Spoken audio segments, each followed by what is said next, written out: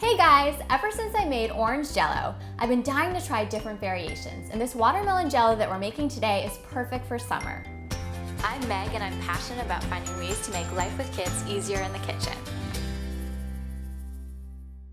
So let's go through our ingredients. You'll need a whole seedless watermelon, coconut water, and unflavored gelatin. So the first thing we need to do is slice into our watermelon. Make sure that you're getting a seedless watermelon so you don't have to find all the seeds. So I'm gonna take a really heavy knife and cut right through.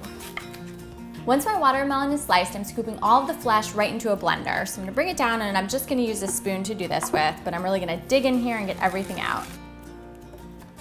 So I've really scooped every bit of watermelon flesh that I can out of the watermelon. You'll also notice that there's some pure watermelon juice left behind, and what I'm gonna do is put that right through a strainer into my container. So I'm gonna dump it in.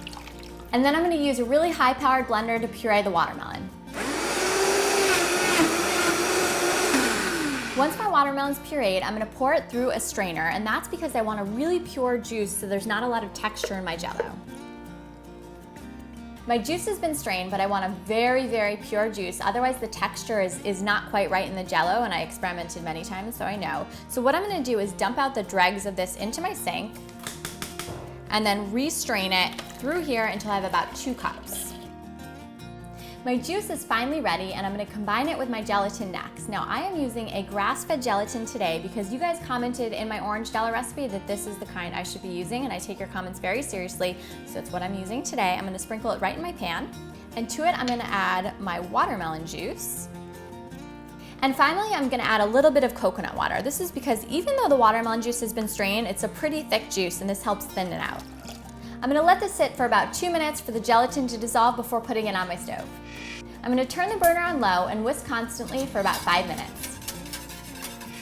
My Jello mixture is all melted, and next I need to pour it into my container, my vessel, which is my empty watermelon. What I'm gonna do is pat it dry because I have found that if you don't have a really dry, really cleaned out watermelon, the Jello just kind of slides off. It tends to do that anyway, but this really helps it stick a little bit more. You can see that I put my watermelon in a bowl. That's so I don't have to hold it while I pour my Jello in. All that's left to do is let your Jello set in your refrigerator for about 4 to 6 hours. My watermelon is out of the refrigerator. You can tell my kids got to it before I was able to show you guys the final product, but I hope your kids love it as much as mine do. It's a true testament to what a fun summer treat it is. Thank you so much for watching, and I will see you next time. Bye guys.